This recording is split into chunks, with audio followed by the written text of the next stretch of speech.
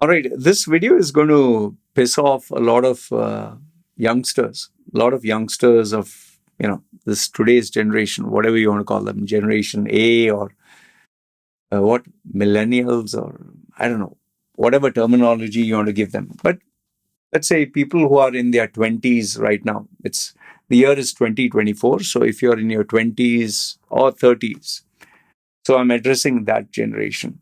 Okay. And I'm very sure many of you will have strong opinions, which is perfectly fine. Okay. Now, what is the reason? What is the inspiration or the driving force to make this video? Um, I get criticized for my opinions, which is perfectly fine because I have a very strong opinion. You also should have a strong opinion of yours. And then there are some others who, go one step further where they feel I want this guy to hear my opinion. So they make sure they either send me an email or they send me a message or they join my WhatsApp group and then they start blasting with all the messages that they have because that much of anger, frustration, and resentment towards what I'm saying is there, which is perfectly fine. Okay, but I want to answer them without pinpointing it is this guy or this female or okay this individual. So this is a message that I want to give today's generation, today's youngsters. All right. First and foremost, all the criticisms that you give me. For instance, you say I'm an old timer. You're right. Look at your setup.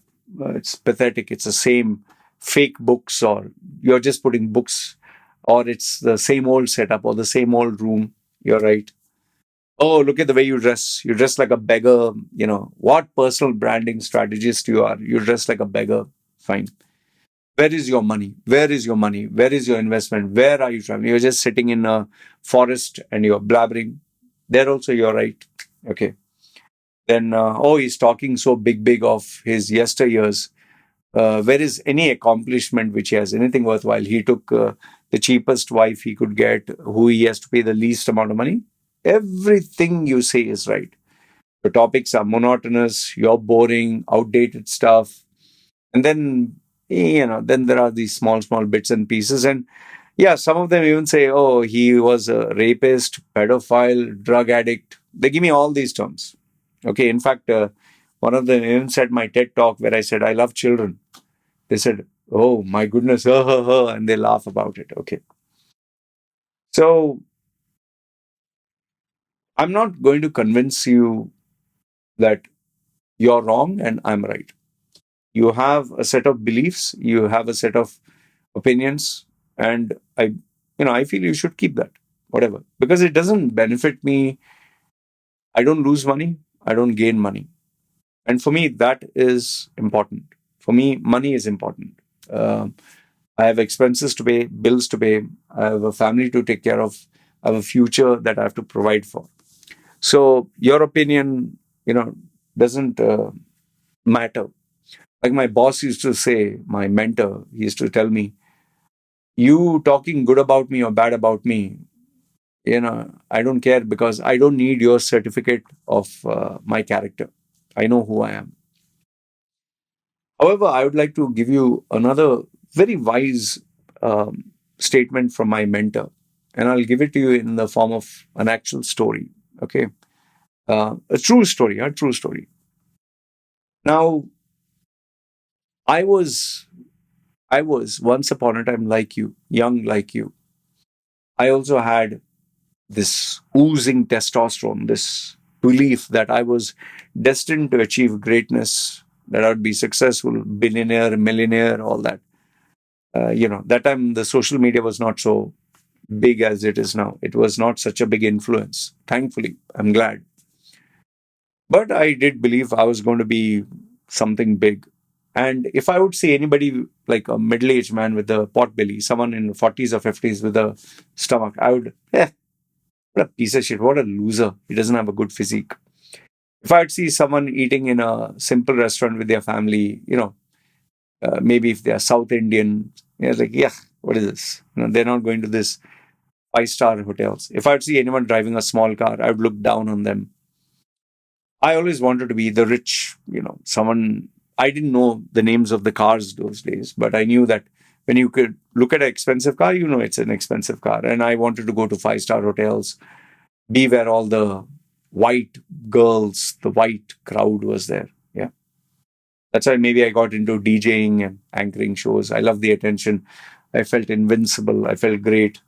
You're there where the party is there. You're there where the nightlife is.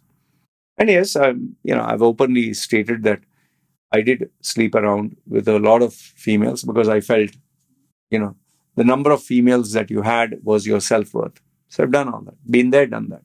Okay. But I used to have this one habit that I not only used to make fun of all of them, these people, as to look down on them. I made the mistake of even uh, bitching and moaning and groaning and talking about these people to others. And I made the mistake of doing the same with my mentor. My mentor, who is a highly accomplished individual, spiritually, mentally, emotionally, in terms of his character. I'm not even 1% of the man he is. He's that high. I look up to him. Okay. And many of you know my mentor Murad. His name is Mohammad Murad. He's an Emirati local.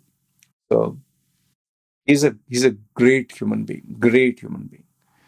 He used to tolerate me. I don't know why, but he didn't have to.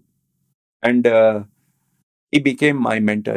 Even though that word was not used at that time. So one day when I was speaking to him, I remember this very clearly. One day when I was speaking to him, I used to always call him day, night, afternoon, morning, whenever. Imagine he is a CEO, he is a director of the Dubai Police ambulance section. He is so accomplished. Meets up with the sheikhs, the ruling family, powerful people, and yet he is taking the calls of this nothing, this nobody, this wannabe, DJ, MC with these girls and all that. Okay. So as I was talking to him, he was tolerating me. I don't know why. I started bitching and moaning and groaning about one particular. Uh, he's he was MC, Master of Ceremonies, and an announcer for some of the top white events. These Goras, no, like Dubai Rugby 7. Yeah, I think I can't get his name. Yeah. Um, I really can't get his name. He was with dreadlocks. Wonderful human being. He's a nice guy. He is a family man. I can't get his name. Okay, I wish I could. If I would definitely share it. And even though he never did anything bad to me, he never did anything bad. I would always talk bad about him. Like I would say, like, what a boring announcement. Oh, what bullshit he is talking. Oh, he's hyping up the crowd. It's so amateurish. Or oh, he had only 2,000 people when he conducted this event.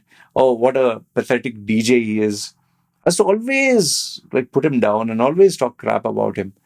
Oh, his website is so unprofessional. He got into internet marketing early on, and he used to do all this, like get rich on the internet. So that particular day, I remember it was at around 8 o'clock in the evening. I was sitting in my car, uh, and I was talking to my mentor and telling him, "Hey, this guy, he is so stupid, and his shows are so bad, and he had a couple of YouTube videos, and he's yuck. The production is stupid and all that." And my mentor kept listening.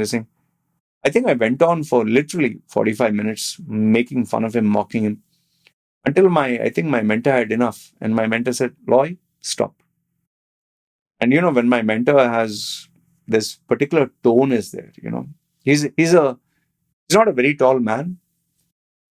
He's a very pleasing, very charming, very kind, very loving human being. His voice is so calming. But when he takes on a strict voice, I'll tell you, you can feel it. And when he said, "Loy, stop," the tone and the way he said it, I was like, I'll tell you, really, huh? I was like scared. Like, remember those days I was a bodybuilder, I was big, taking steroids, I was muscular, but I would shiver in front of him. So when he said, Loy, stop, I just like stunned, He didn't have to say anything much. He said, Loy, you and I, when we talk, okay, when you call me, I'm interested to know only about you. I'm interested to know what you're doing. Okay. Tell me everything about you. Fine. But I don't want to hear about anybody else. It's just you talk about me and you.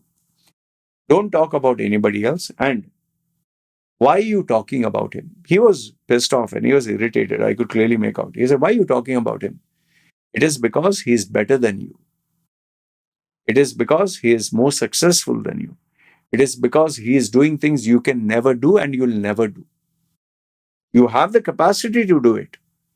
You have the capability of being better than him, greater than everything. But with this attitude that you have, this mentality that you have, this individual that you're becoming, you'll never. Because here's a fact. And I'm paraphrasing. I don't remember exactly word for word. I'm paraphrasing. He said, you're talking about him almost every time when you call me. Something you have to say bad about him. I don't think he'll even say a single word about you. I don't think he'll even notice you. I don't think he'll even remember you. In fact, people remember him, they don't remember you. I just kept quiet. I was like, just like stunned, like someone put cold water on my face and just woke me up. And I just kept quiet. And then he said, Loy, why you talk about him is because you're jealous, you're envious. If you were better than him, you'd never talk about him. You'd appreciate him. After my mentor said this, I just kept quiet. I apologized and I really sat down and thought about it. Because then I realized every person who I used to criticize or make fun of, they actually had accomplished much more than me. I was making fun of their style they spoke or the people that they were or their failed attempts or their, because we never talk about the people below us. We always talk of the ones who are above us. And I kept quiet. Everything from his family life, personal life, professional life, whatever criticisms I had, I realized what my mentor said was true. And whether you believe it or not, from that day onwards, from that day, I really stopped um, bitching and moaning about anyone, at least to my mentor. I honestly, from my heart of hearts, I can't remember if I discussed with anybody else about anyone. And if in case I ever caught myself uh, talking smack about anyone, privately, I would never do it online publicly, unless, of course, it is a fraud or scammer or something like that. Like, for example, if I talk of Andrew Tate, it's not because I'm jealous of Andrew Tate. There's nothing about Andrew Tate which I want to be. I don't want his car. I don't want his girls. I don't want his success. In fact, I admire what he has achieved and accomplished as being the most searched and Googled human being. He did something that all of us can only think about but never achieve and accomplish. Many people, when they say, Law, you can't even achieve zero point 0 whatever 1% of him. You're right. You're right. I don't disagree with you. The only reason I talk about him because he is a very interesting and intriguing character, and yes, because he has an influence over young men, and there are many young men in my group who I tell them that is not what alpha male is all about. That is not what being a real man. Okay, a real man has a family, has to take care of his wife, children, do his due diligence, and not flex and brag and show online how much money or wealth or girls he has. Anyway, I've spoken about Andrew Tate enough in my other videos. So coming back to this, I never did, and even on my channel, if by the way, I'll be very transparent and admit that there are people who, when I look at their channel, I do feel, sheesh, man, they're doing far more better than me, more views, more subscribers, much more success, more financial. Like, it's not the YouTube that is paying them. They are successful as, say, a business house or, Like there are a lot of youngsters in their 20s, like this um, Ranbir Ala Badia, that beer bicep, who is worth like 5-6 million. Then there is Dhurv Rathi in YouTube, who is worth another 3 or 5 million US dollars. Huh? So when I see this younger generation achieving millions, it's like wow, it's so humbling, you know. But obviously, it is not the majority. It is just the top 1% or something. So, like I've always told you, exception to the rule is not a standard. In fact, a couple of my clients lately have been youngsters who have been in their 30s. I have this one young man who is in his 30s, who made five up to 5 million US dollars in his 20s. Just imagine that. Okay, 5 million US dollars, and that also being a school or college dropout, whatever. So we do have this new breed, and I can tell you without a doubt, they are better than me 100 times in all the ways. Okay, maybe not all the ways, fine. But then, why this video? Why?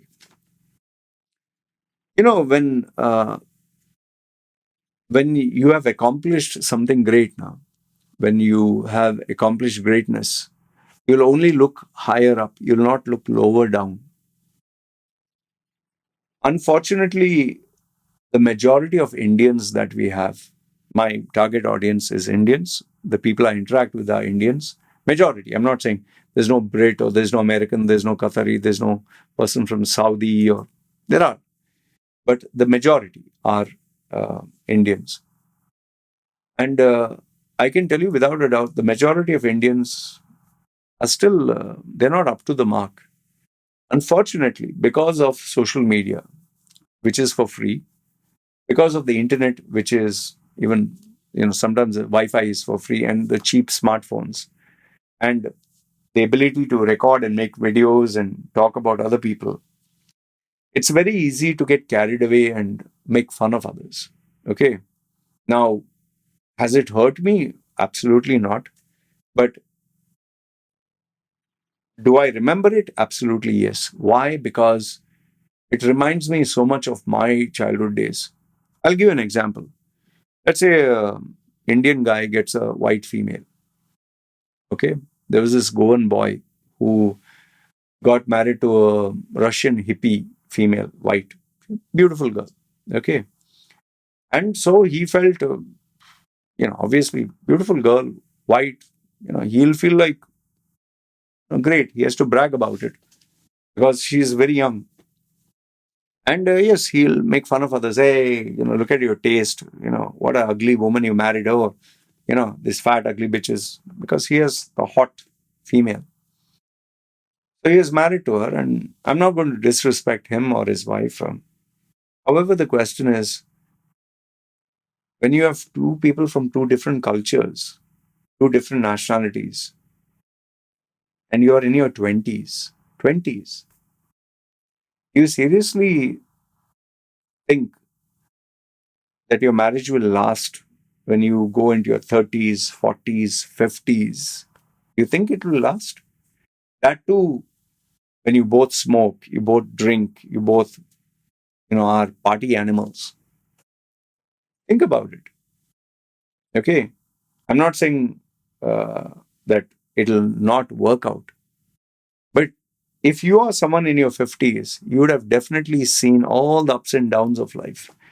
And in today's day and age, to get married is very easy. To stay married is very hard. Very hard.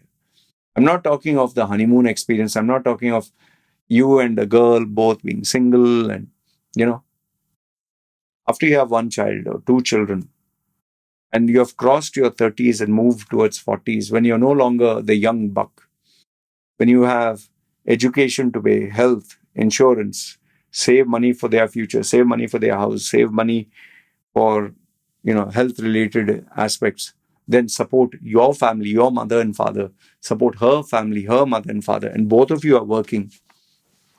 Well, it's not going to be like how you're in your 20s. The person I was in my 20s changed when I was 25, changed when I was in my 30s, changed when I'm 35, changed when I'm 40s. And today, I crossed 45. My wife herself has said, you have changed so much. In fact, I spoke to my mentor today itself. He said, Loy, you have changed so much. I'm speaking to him after a period of like 5 years or something. Uh, say 2, 3 years. He had booked my services for some personal branding, business branding for something else. So he said, Loy, you have changed so much. And I told him, I've changed because I got a daughter. I have to change. So, we all evolve, man. So it's very easy to be overly confident when get a white chick and you think no end of yourself. Or let's say you're a DJ. Yeah, you're rocking the house. Hey, come on, party. Or you're a online, some trader, not traitor, trader, or someone who makes business online.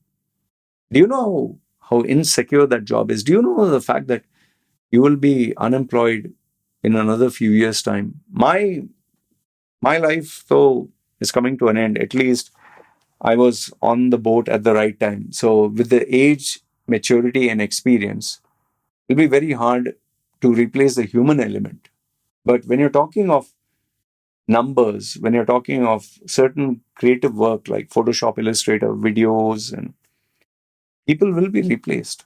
And trading and all that is a very, like the stock market or commodities, it's a very unpredictable market. So today, maybe you made $1,000, $10,000 today, this month.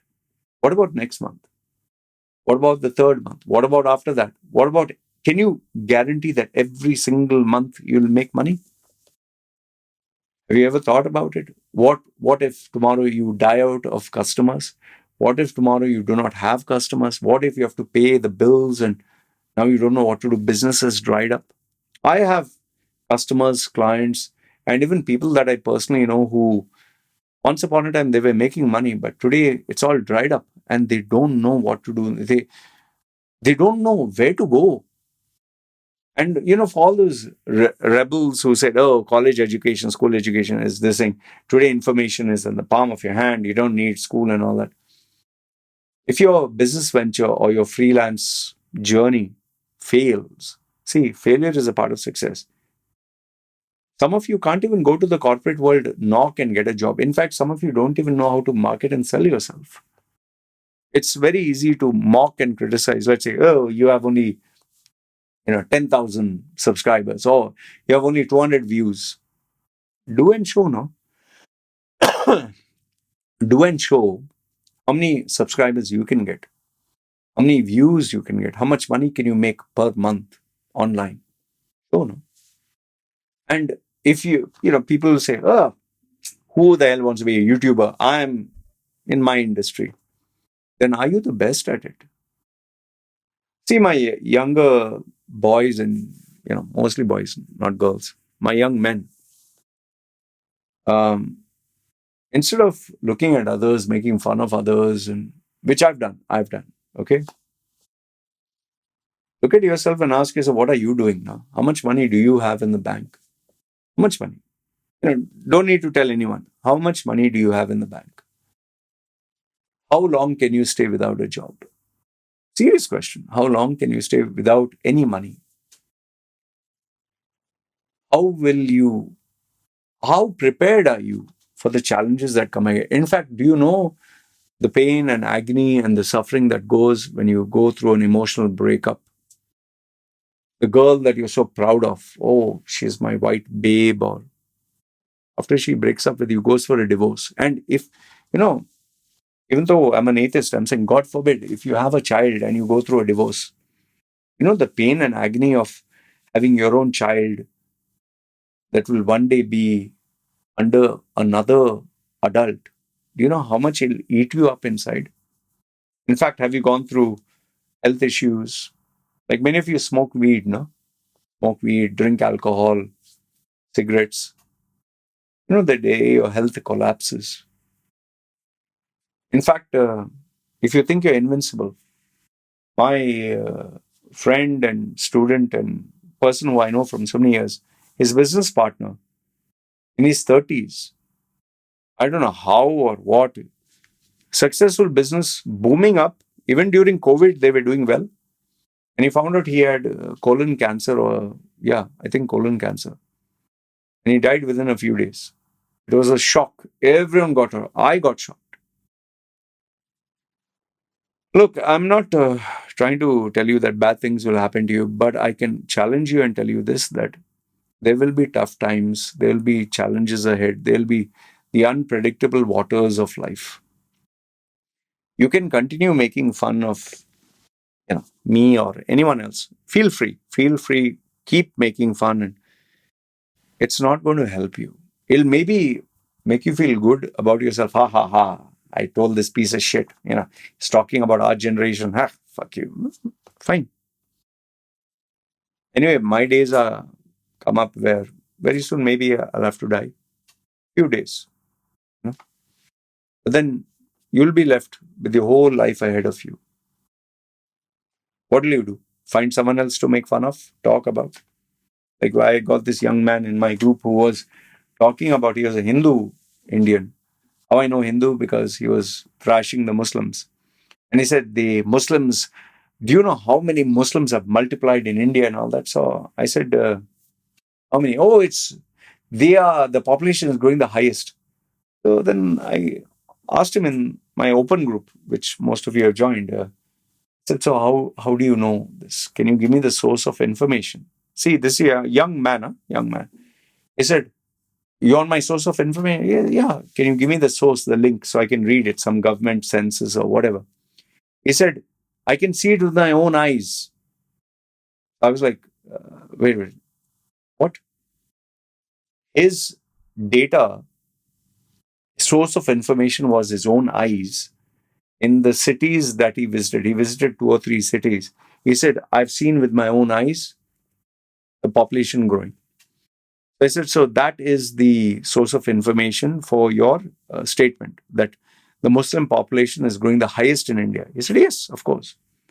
So then I just asked him, just for me to understand, like, how old are you, or how many children do you have, just to understand. The minute I asked him this question, he called me a fucking cunt. He said, you're something. He said, I don't need to share my personal information with a fucking cunt like you. Okay. My group is insulting me only. Okay. So I politely said, okay, because I asked you, um, like, who am I talking to? Because, he's just a person giving opinions. I don't know whether it's 16-year-old or 26 or 36, 46, 56. I have to know something. Because someone who is, let's say, 10-year-old, yeah, you can chat and type and act smart, but a 10-year-old doesn't have that much experience of a 20-year-old or a 30-year-old. You get what I'm saying? Just because I asked him this, he gave bad words. Then I realized he is not fit to be in my group, so I took him out. Okay. Now, what did he achieve by this? First, he made a statement, okay, Muslims are growing, and he has a bias against it, which is fine. But then, not being able to articulate your thoughts, the only answer he had was profanity. This is what our generation is today. When they can't explain themselves or defend their claims or talk about them, bad words. And always remember this. I've seen most of the losers tend to do this. They'll talk about their friend. I have a friend who did this. I have, a client. They'll never talk about themselves because they know they have not achieved and accomplished anything. Oh, I know a contact. My friend has done it. Talk about you. Anyway, I don't want to keep going on this rant, but all I want to tell you is it's very easy to talk about others, make fun of others, and if you feel it helps you, go ahead. Yeah, because remember, I don't lose anything. And like I have always told you, when you talk of others, good or bad, you're giving them importance. That's something I learned from my mentor. So that is why, if you see my videos, I'll only make a video if it is something that my group talks about or I'm interested in, or it's a viral content that needs an opinion or people are interested to know. Otherwise, on a personal level, anyone can say anything. Oh, you're an old timer, piece of shit, whatever.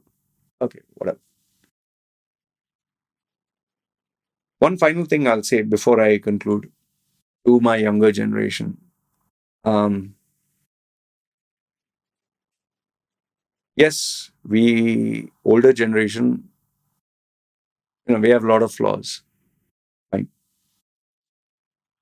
You have your whole life ahead of you. You have a lot of challenges coming up.